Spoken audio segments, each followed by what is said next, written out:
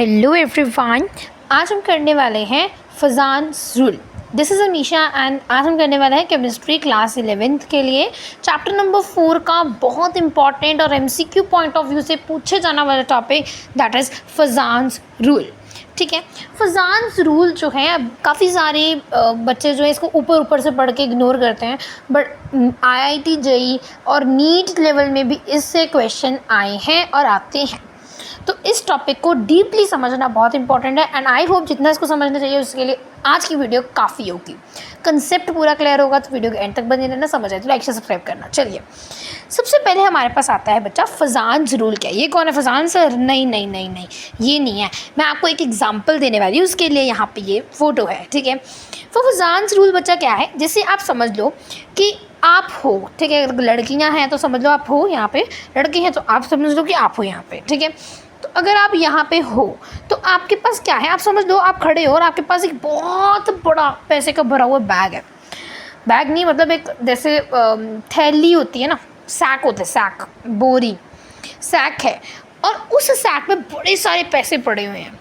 अब आपको क्या कहा गया है कि उस सैक को आपको खींच के लाना है दूसरे रूम की ओर।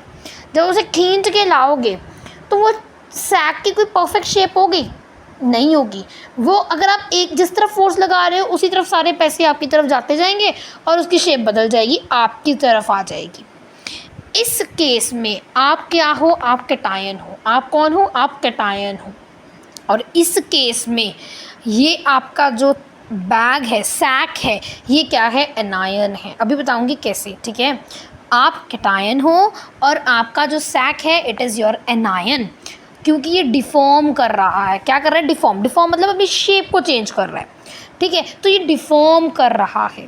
ठीक है, अब यहाँ पे देखना, जैसे यहाँ पे हमने देखा कि ये हमारा होता है cation. Positive charges for cation and negative charges for anion. जिनको बच्चों को यही नहीं पता वो केमिस्ट्री बच्चा क्या पढ़ेंगे आगे। ठीक है, तो ये पता होना चाहिए, अब आगे से नहीं भूलना अगर नहीं पता था तो। ठीक है, cation positive charge, negative anion होता है। ठीक है, अब हमारे पास जो कैटायन है, क्या होता है कि जो एनायन होता है वो थोड़ा बड़ा है जैसे, तो कैटायन को वो अपनी तरफ क्या करेगा? अट्रैक्ट करेगा। एनायन अट्रैक्ट्स टुवर्ड्स कैटायन, जिसके कारण उसकी क्या होती है? शेप चेंज होती है, शेप डिफॉर्म हो जाती है। क्या होती है? स्टैंडर्डाइज टर्म है, क्या होती है? डिफॉर्म हो जाती है, उसकी शेप बदल जाती है। जैसे यहाँ पे बदल गई, यहाँ पे भी अब देखोगे परफेक्ट सर्कल ही है, शेप बदल गई है कुछ इस तरह से, देखोगे तो ध्यान से। ठीक है, तो शेप क्या हो गई? डिफॉर्म हो गई, क्योंकि इसमें partial negative and partial positive charge आ गया। ठीक है, इतना समझ आया। अब ये क्या है? पुलिंग। आप इसको खींच रहे हो और यहाँ पे शेप क्या हो रही है? डिफॉर्म हो रही है। इस एग्जाम्पल से you can easily relate it. अब आगे चलते हैं। 3 बेसिक टर्म्स पढ़ानी है, इसलिए ये स्लाइड पकड़ी गई है। ठीक है, 3 बेसिक टर्म कौन सी है वो बाद में देखते हैं। अब आपने यहाँ पे 3 बेसिक टर्म कौन सी है यहाँ पे देख ही लेते हैं। पोलराइजिंग पावर, जिसे पीपी बोल सकती हूँ मैं शॉर्ट में। पोलराइजिंग पावर, पोलराइजिंग पावर होती है ability of cation, the ability of cation to polarise nearby an anion. Cation की एबिलिटी, इस कैटायन की एबिलिटी, इस कैटायन की एबिलिटी एनायन को अपनी तरफ अट्रैक्ट करने की कितनी है? उसे पोलराइजिंग पावर बोला जाएगा। अब पोलराइजिंग पावर के बाद नेक्स्ट टर्म आती है दैट इज पोलराइजेबिलिटी। पोलराइजेबिलिटी मतलब डिफॉर्मिंग एबिलिटी ऑफ एनायन, कितना एनायन अपनी शेप को चेंज करता है, डिफॉर्म करता है। It is deforming ability of anion, the ability of anion to get deformed by cation. Cation के कारण कितना एनायन बदल रहा है, शेप चेंज कर रहा है, उसे क्या बोला जाएगा? कितनी आप फोर्स लगा रहे हो उसी के कारण शेप चेंज होगी, ज़्यादा लगा रहे हो तो होगी, नहीं तो नहीं होगी। उसी तरह से ability of anion to get deform by cation. Clear है?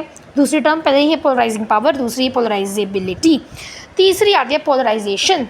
पोलराइजेशन क्या है? Distortion of electronic cloud of anion towards cation. कितना डिस्टोर्शन, एनायन का भी तो कुछ डिस्टोर्शन होगा, उतना डिस्टोर्शन जो एनायन का है टुवर्ड्स कैटायन। ठीक है, बस ये 3 टर्म्स हैं। इसमें जो येलो मार्क्ड है वो आपको याद रखना है। ठीक है, अब देखो यहाँ पे क्या है? स्ट्रॉन्ग पुलिंग ऑफ इलेक्ट्रॉन्स हो रहा है, तो यहाँ पे मोर पोलराइजिंग पावर होगी। इसको हम आगे जाके जैसे देखेंगे, इसमें हाई डिफॉर्मेशन है तो मोर पोलराइजेबिलिटी होगी। याद रखना, इसमें से आपको इस पूरी स्लाइड में से क्या चीज़ें याद रखनी है, एक बार शॉर्ट में बता रही हूँ फिर आगे चलते हैं। ठीक है, आपको सबसे पहली चीज़ याद रखनी है कि आपके जो एनायन बच्चा होता है ना, एनायन नहीं, पहले मैं कैटायन लिखती हूँ। चलो, कैटायन की पोलराइजिंग पावर होगी हाई, ठीक है। फिर स्ट्रॉन्ग इलेक्ट्रॉन्स होंगे, क्या होंगे? स्ट्रॉन्ग इलेक्ट्रॉन्स का फॉर्मेशन के कारण आपकी पोलराइजिंग पावर ज़्यादा होती है, पर आपके एनायन की पोलराइजेबिलिटी ज़्यादा होती है। क्लियर?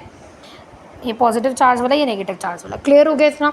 अब इस चीज़ के अलावा आपको इस स्लाइड से ये चीज़ याद रखनी है, क्या कि एक तो डिफॉर्मेशन क्या होता है, दूसरा पोलराइजिंग पावर, पोलराइजेबिलिटी और पोलराइजेशन, ये तीनों टर्म्स याद रखनी है। क्लियर है? इस स्लाइड में हमने यही पढ़ा। अब आगे चलते हैं। Now move on to the next slide. Yes, अब आता है भाई Fajan rule. Basically Fajan rule अब हम पढ़ेंगे, ठीक है। The amount of covalent character in the ionic bond due to polarisation of ion, कितना अमाउंट ऑफ कोवेलेंट कैरेक्टर है आयनिक बॉन्ड में, किसके कारण? पोलराइजेशन ऑफ आयन के कारण। और पोलराइजेशन ऑफ आयन के कारण कितना अमाउंट ऑफ कोवेलेंट कैरेक्टर होगा आयनिक बॉन्ड में, से बोलते हैं फजान रूल। इट मीन्स, इस स्टेटमेंट से आप ये कह सकते हो कोई भी बॉन्ड प्योरली कोवेलेंट नहीं है, प्योरली आयनिक नहीं होता है। क्लियर है इतनी स्टेटमेंट? चलो, उसके बाद हमारे पास आता है it seems that electrons are share. ऐसा लगता है कि इलेक्ट्रॉन शेयर हो रहे हैं, ठीक है। शेयरिंग ऑफ इलेक्ट्रॉन कारण कोवेलेंट बॉन्ड बनता है। इट मीन्स आयनिक बॉन्ड में कोवेलेंट कैरेक्टर भी होता है, तो पार्शियली कोवेलेंट कैरेक्टर इन आयनिक बॉन्ड। क्लियर है? और इस चीज़ से आपको क्या याद रखना है, इस पूरी जो भी तक पढ़ाया उसमें ये याद रखना कि नो बॉन्ड इज़ 100% आयनिक और no bond is 100% covalent. Covalent and ionic are relative terms. पूछा जा सकता है क्यों? क्योंकि हमारा फजान रूल जो है वो यही कहता है कि it shows that amount of ion, जो आपका कोवेलेंट कैरेक्टर है आयनिक बॉन्ड में, वो पोलराइजेशन ऑफ आयन के कारण है, ठीक है। पूरी तरह कुछ नहीं बना, इसमें भी क्या है कि आधा आधा ही है।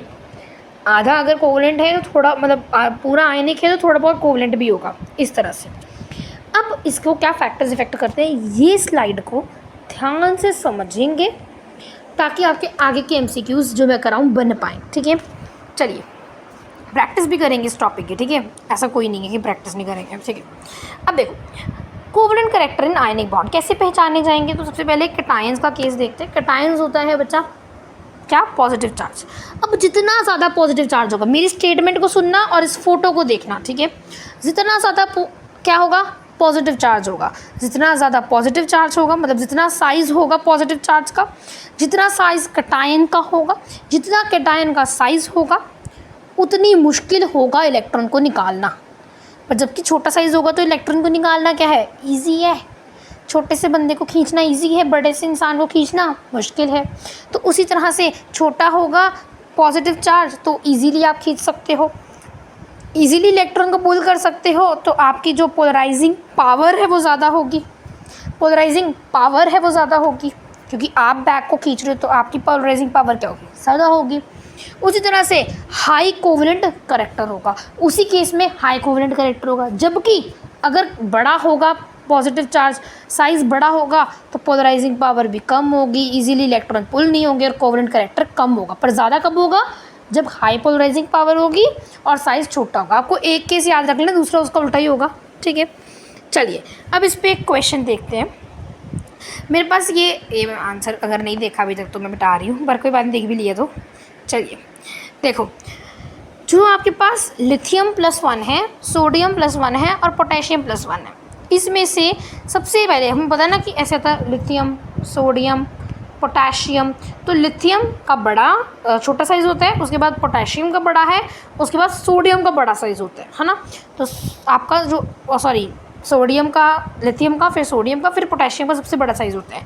तो इसके जो है आपका इस तरह से आ गए हैं, ये गलत है, ये गलत है।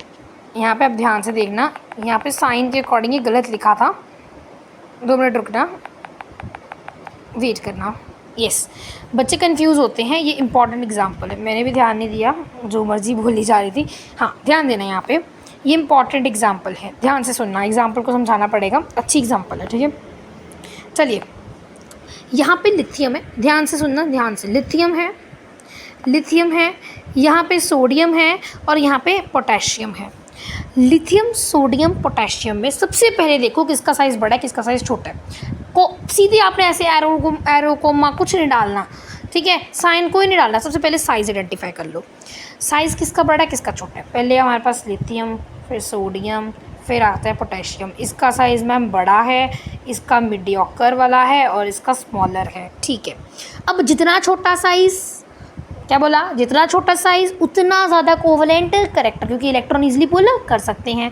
तो इट मीन्स आपका जो एरो आना चाहिए वो कोवलेंट करेक्टर के अकॉर्डिंग होना चाहिए। यहाँ पे ये मेंशन नहीं था, इसलिए मैं भी कंफ्यूज हुई थी शुरू में। ठीक है, यहाँ पे एक चीज़ लिख लेना, identify the covalent character in increasing order, ये आपका क्वेश्चन होगा इसमें। ठीक है, तो यहाँ पे आपका अगर इसका छोटा साइज है तो कोवलेंट करेक्टर इसका ज़्यादा होगा, इन दोनों में से इसका ज़्यादा होगा। तो दिस इज़ योर सीक्वेंस, वही यहाँ पे लिखी थी। क्वेश्चन नहीं था इसलिए कन्फ्यूजन होगी मुझे भी, बट याद रखना क्वेश्चन ये होगा जो मैंने बता दिया आपको। ठीक है, अब आता है दूसरा चार्ज। चार्ज जितना ज़्यादा होगा ना, जितना ज़्यादा चार्ज होगा और जितना छोटा साइज़ होगा उसमें इलेक्ट्रॉन खींचना इजी हो जाएगा। इलेक्ट्रॉन खींचना इजी होगा तो पोलराइजिंग पावर ज़्यादा होगी, पोलराइजिंग पावर ज़्यादा होगी तो it means high covalent character होगा। बोलो चमका के नहीं, इजी है ना। यस, बहुत इजी है मैम। चलिए, अब हमारे पास जितना छोटा साइज़ होगा उतना इजीली आप इलेक्ट्रॉन नहीं खींच पाओगे, नहीं खींच पाओगे तो पोलराइजिंग पावर कम होगी, पोलराइजिंग पावर कम होगी तो कोवलेंट करेक्टर कम होगा। डेफिनेट मतलब इजी सी बात है, सिंपल सी बात है ना। तो यहाँ पे देखो एग्जाम्पल सेम ही क्वेश्चन है यहाँ पे भी। अब देखना, अब किसका चार्ज ज़्यादा है। चार्ज देखो अब किसका ज़्यादा है मैम, पता है हमें एल्यूमिनियम का ज़्यादा है। तो एल्यूमिनियम का चार्ज ज़्यादा है भाई, तो अब यहाँ पे एल्यूमिनियम का चार्ज ज़्यादा है तो कोवलेंट करेक्टर भी ज़्यादा होगा। सोडियम का चार्ज ज़्यादा है, सॉरी मैग्नीशियम का ज़्यादा है सोडियम से, तो कोवलेंट करेक्टर भी मैग्नीशियम का सोडियम से ज़्यादा होगा। तो आपके इस तरह से दोनों एरो आ जाएंगे। क्लियर, चमका के नहीं, बहुत सिंपल सा है, बहुत इजी सा टॉपिक है, समझ लोगे तो नंबर पक्के कर लोगे। ठीक है, चलिए आगे चलते हैं। अब आता है हमारे पास केटायन की बात तो हो गई है, यहाँ पे फिर से केटायन दे दिया, कोई बात नहीं। एनायन की बात करते हैं। एनायन का 2 मिनट वेट करना, यहाँ पे केटायन केटायन 2 मिनट, एक स्लाइड मेरे ख्याल से मिसिंग है, let me check it out. Yes, मिल गई स्लाइड, देखिए यहाँ पे। अब एनायन की बात करते हैं। अब एनायन में थोड़ा उल्टा चलेगा, जैसे वहाँ पे क्या था, केटायन जितना छोटा होगा उतनी ज़्यादा कोवलेंट करेक्टर होगा, पोलराइजिंग पावर उतनी ज़्यादा होगी। पर यहाँ पे क्या होगा कि जितना बड़ा आयन एनायन होगा, मतलब नेगेटिव चार्ज जितना बड़ा होगा उतना इजीली डिफॉर्म में होगा, इलेक्ट्रॉन इजीली वहाँ पे पुल होगा, यहाँ पे डिफॉर्म होगा। उतनी ज़्यादा वहाँ पे पोलराइजिंग पावर थी, यहाँ पे पोलराइजेबिलिटी ज़्यादा होगी। दोनों को रिलेट कर देना, इजीली हो जाएगा आपको। फिर यहाँ पे मोर क्या होगा, कोवलेंट करेक्टर होगा। मोर क्या होगा, कोवलेंट करेक्टर होगा। आप ध्यान से सुनो तो आपका कॉन्सेप्ट क्लियर हो रहे हैं इसमें। ठीक है, तो ईजिली डिफॉर्मेशन होगी, पोलराइजेबिलिटी ज़्यादा होगी। शुरू में बताया था पोलराइजेबिलिटी क्या होती है, उसके बाद ज़्यादा क्या होगा, कोवलेंट करेक्टर होगा। क्या होगा, कोवलेंट करेक्टर होगा। Easy PG. चलिए, अब चार्ज भी वैसे ही उल्टा चलेगा, जितना ज़्यादा चार्ज होगा ईजिली डिफॉर्म होगा, हाई पोलराइजेबिलिटी होगी और मोर कोवलेंट करेक्टर होगा। चार्ज दोनों में ज़्यादा ही देखा जाएगा। ठीक है, देख लो एक बार इसको अच्छे से, कोवलेंट करेक्टर्स कहाँ पे ज़्यादा है कहाँ पे कम है, उस चीज़ को याद रखना। ठीक है, आप ऐसे भी याद रख सकते हो, C for cation, C for छोटा, A फॉर एनायन। एक और ट्रिक बता रही हूँ इसके अलावा, A फॉर एनायन, वैसे जो मैंने अभी आपको कराया है उससे आपको कंसेप्ट तो बहुत अच्छे से क्लियर हो गया होगा। Anion, A for in large बोलते हैं ना, मतलब एन लार्ज मतलब बड़ा, तो उसी तरह से हम एन लार्ज बोल देते हैं, तो इसको एन लार्ज लिख लो। ठीक है, मतलब बड़ा होगा। ठीक है, तो यहाँ पे देखना एनायन बड़ा। ठीक है, ए यहाँ पे केटायन जितना मतलब छोटा साइज़ का होगा उतनी ज़्यादा कोवलेंट करेक्टर होगा। एनायन के केस में जितना बड़ा साइज़ होगा एंड लार्ज साइज़ होगा उतना ज़्यादा कोवलेंट करेक्टर होगा। ये साइज़ के लिए वैलिड है, साइज़ के लिए वैलिड है। ठीक है, और size is inversely proportional to nuclear charge, तो ये आप याद रख सकते हो। ठीक है ना, ये आप याद रख सकते हो, ईजी हो गया आपके लिए। अब आगे चलें। चलिए इंपॉर्टेंट MCQs की बात कर लेते हैं। अगर आपको कॉन्सेप्ट क्लियर हो गया है तो 1-2 MCQ मैं बताती हूँ, बाकी अगर मैं आपको बोलूँगी कमेंट करो, सबसे पहले कमेंट करना, फिर सॉल्यूशन देखना वीडियो को रोक के। ठीक है, चलिए अब यहाँ पे हमारे पास ये मैंने शॉर्ट में समरी ऊपर लिखी हुई है, आप देख सकते हो। अभी हम सीधे क्वेश्चन की ओर जंप करते हैं। तो क्वेश्चन आपका है find increasing covalent character. Question says that find increasing covalent character. ठीक है, चलिए सबसे पहला देखेंगे। सबसे पहले में क्या है, देखिए सबसे पहले में क्या है, एन ए तीनों में सेम था, काट दो, मतलब मन में काटना, वहाँ पे मतलब कांटे लगाना जैसे यहाँ पे लगे हैं, नहीं। अब ClBr और आयोडीन, इनको देखो। अब देखना, हम ऐसे ग्रुप में वाइज लिख रही हूँ, मैं ग्रुप वाइज लिख रही हूँ, ठीक है, क्लोरीन, ब्रोमीन, आयोडीन। अब ग्रुप में क्या होता है, साइज इंक्रीज होता है भाई, साइज इंक्रीज ही होता है ना। तो ग्रुप में साइज इंक्रीज होता है, मतलब सबसे एनलार्ज ये होगा, ये मिड होगा, ये स्मॉल होगा। अब ध्यान देना, लार्ज साइज़ किसका है, आयोडीन का है। अब इसमें आयोडीन का साइज़ ज़्यादा है। अब आयोडीन, क्लोरीन और ब्रोमीन नेगेटिव चार्ज वाले हैं कि पॉजिटिव चार्ज वाले हैं?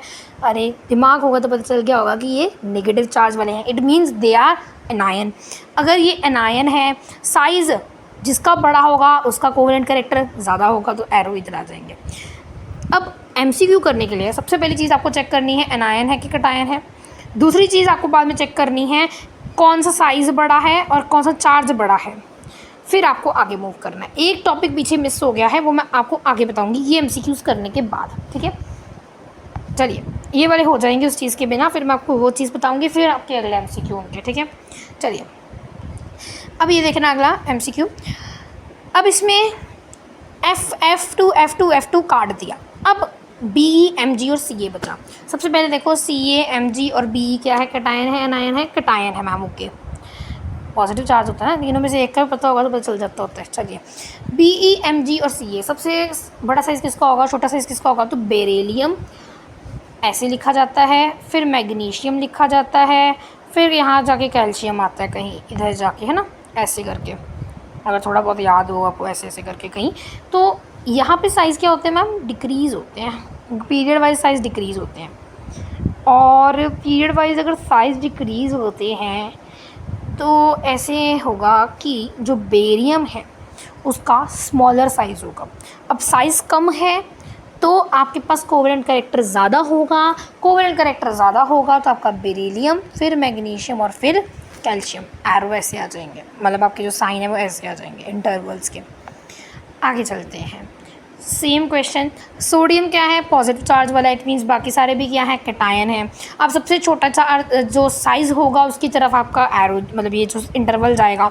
अब सबसे छोटा साइज़ किसका है, लिथियम का है मैम, तो लिथियम की तरफ कर दो, क्योंकि सोडियम और पोटेशियम में आपके वैलेंस इलेक्ट्रॉन्स बढ़ जाते हैं। अगला देखो, अब आपका है चार्ज वाला। अब इसमें क्या सबसे ज़्यादा चार्ज किसमें है, इसमें है।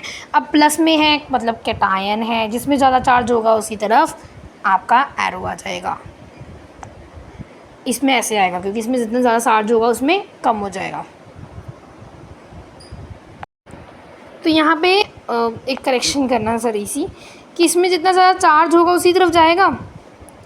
अब इसमें ज़्यादा चार्ज है, इसकी तरफ एरो, फिर इसकी तरफ एरो, फिर इसकी तरफ एरो। तो this is your correct sequence. याद रखना, चार्ज जिसका ज़्यादा होगा उसी तरफ डालना होता है, बस आपको साइज़ में थोड़ा सा दिक्कत आ सकती है।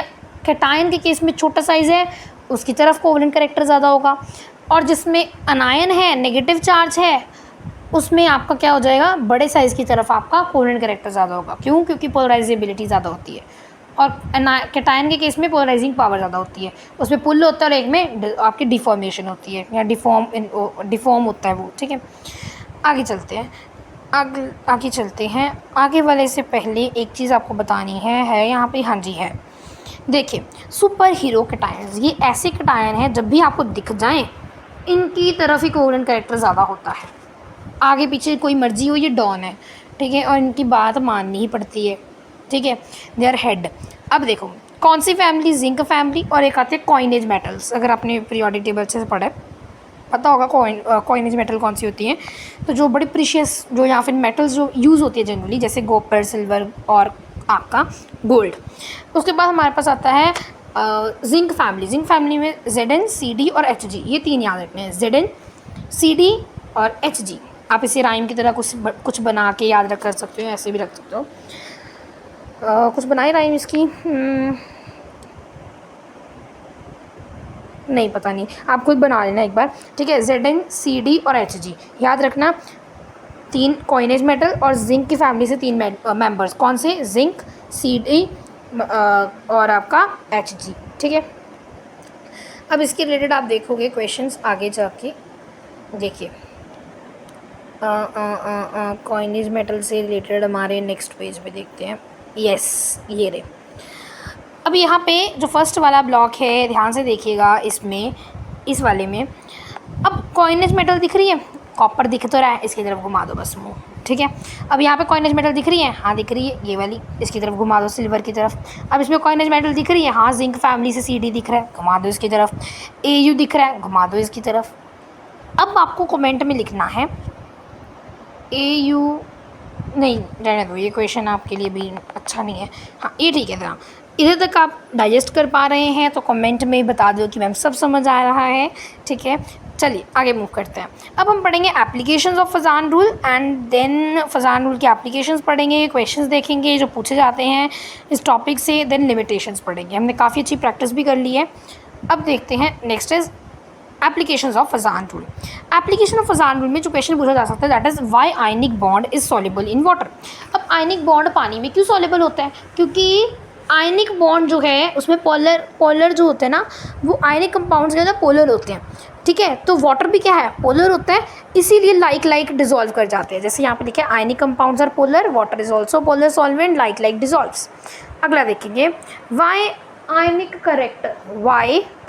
Character has high melting and boiling point. Ionic bond में हाई मेल्टिंग बॉइलिंग पॉइंट क्यों ज़्यादा होता है? तो ये चीज़ आपको यहाँ पे याद रखनी है। यहाँ पे लिखी नहीं मैंने, अजीब बात है, ये चीज़ आपको याद रखनी है, नोट डाउन कर लो, मार्क माई वर्ड्स, ये इम्पॉर्टेंट है ये पूरा, ये ऊपर जो लिखा हुआ है, रुको, यस ये वाला, ठीक है। अगर कोवलेंट कैरेक्टर ज़्यादा है तो याद रखना सॉल्युबिलिटी कम होगी, मेल्टिंग बॉइलिंग पॉइंट कम होगा, कलर ज़्यादा, कोवलेंट कैरेक्टर ज़्यादा, सॉल्युबिलिटी कम एंड आपका मेल्टिंग बॉइलिंग पॉइंट कम होगा। SMB कम और CC ज़्यादा, कलर ज़्यादा, कोवलेंट कैरेक्टर ज़्यादा और आपकी सॉल्युबिलिटी कम, मेल्टिंग बॉइलिंग पॉइंट कम, ठीक है, याद रहेगा। अब यहाँ से इसको देख सकते हो। Next, why ionic character has high melting boiling point, because उनमें high electrostatic force of attraction होती है। उसके बाद why covalent character are coloured. अब कोवलेंट जो कंपाउंड है वो कलर्ड क्यों होते हैं? बिकॉज वो एनर्जी को ऑब्जॉर्ब करते हैं, तो जो इलेक्ट्रॉन इमिट करेंगे एनर्जी को विजिबल स्पेक्ट्रम में, इसलिए वो कलर्ड होते हैं। कलर्ड क्यों होते हैं? क्योंकि वो एनर्जी को ऑब्जॉर्ब करते हैं, तो वो क्या करेंगे? Visible in spectrum, because they absorb energy and visible in spectrum when they emit energy. Clear है? ये वाला ऊपर जो मैंने चीज़ समझाई वो क्लियर है, मेल्टिंग बॉइलिंग पॉइंट वाली। चलिए आगे, और इसके क्वेश्चन देख लो, क्योंकि ऊपर वाला मैंने समझा ही दिया था concept. Which will have high melting boiling point, तो देखो इन दोनों में से Cl काट दिया हमने। अब सोडियम और कॉपर में ही ऐसे आएगा क्योंकि पता है कि ये कॉइनेज मेटल है, पर मेल्टिंग बॉइलिंग पॉइंट की बात हो रही है, तो मेल्टिंग बॉइलिंग पॉइंट किसकी तरफ ज़्यादा होगा? जिसकी तरफ मेल्टिंग बॉइलिंग पॉइंट कैसे हाई बोले ना, हाई कब होगा? जब आपका कोवलेंट कैरेक्टर कम होगा। अब कोवलेंट कैरेक्टर ज़्यादा किस में है? कॉइनेज मेटल कॉपर की तरफ। अब दूसरी कौन सी बच गई? Sodium. NaCl is having higher melting point, दूसरे में होगा क्योंकि कोवलेंट कैरेक्टर CuCl2 में ज़्यादा है, तो आपका NaCl में क्या होगा? मेल्टिंग पॉइंट ज़्यादा होगा, कोवलेंट कैरेक्टर से इन्वर्सली प्रोपोर्शनल है, याद रखना। Which is more soluble, this और दिस, तो याद रखना सबसे पहले आपको कोवलेंट कैरेक्टर फाइंड करना है। कोवलेंट कैरेक्टर किस में ज़्यादा है? FeHO3 में, FeOH2 में, तो Fe के ऊपर 2 चार्ज, Fu के ऊपर 3 चार्ज, तो किसके अंदर ज़्यादा होगा कोवलेंट कैरेक्टर? 3 चार्ज वाले की तरफ, इधर को। अब कोवलेंट कैरेक्टर अगर इसका ज़्यादा है तो सॉल्युबिलिटी क्या होगी? इन्वर्सली प्रोपोर्शनल, तो ये वाला आंसर होगा आपकी सॉल्युबल वाला, FeOH2 वाला। अगला देखते हैं, which is the darkest colour among AgF, AgCl, AgBr और AgI। Ag वो काट दो सारा। अब हमारे पास बचा F, Cl, Br और I। I का साइज़ बड़ा होता है, क्या है ये? नेगेटिव वाला, मतलब ये आपका है कैटायन है और साइज़ एनायन है और साइज़ क्या है? बड़ा है, तो कोवलेंट कैरेक्टर भी बड़ा होगा, ज़्यादा होगा। तो इधर इस तरह से आ जाएगा, सेम मैंने आपको पीछे भी कराया था, ये आ गया। अब कोवलेंट कैरेक्टर अगर इसका ज़्यादा है, कोवलेंट कैरेक्टर इसका ज़्यादा है, तो कलर तो उसके डायरेक्टली प्रोपोर्शनल होता है, तो इसका जो है सबसे ज़्यादा क्या होगा? डार्क कलर होगा, तो AgI हैज़ डार्क कलर। समझ गए हैं? बहुत ईजी था, आई होप समझ गए होंगे। ठीक है, अब लिमिटेशन देखो और आज का टॉपिक ख़त्म करो। ठीक है, limitation of Fajans rule. Fajan rule जो है वो एक क्वालिटेटिव लॉ है। हाँ जी, बहुत क्वालिटेटिव है, कितने सारे क्वेश्चन अच्छे अच्छे इसमें हैं, मुझे तो बड़ा मज़ा आता है ये लॉ पढ़ने में। We can not find numerical value और percentage of covalent character in ionic bond, क्योंकि हम इसमें न्यूमेरिकल वैल्यू और परसेंटेज कितना कोवेलेंट आयनिक है वो निकाल नहीं सकते हैं। ठीक है, सो आई होप आपको आज का टॉपिक अच्छे समझ आया होगा। अगर बेटा समझ आया है तो please do hit the like share subscribe button so that I get motivated for making more videos and clear your concepts. Thank you.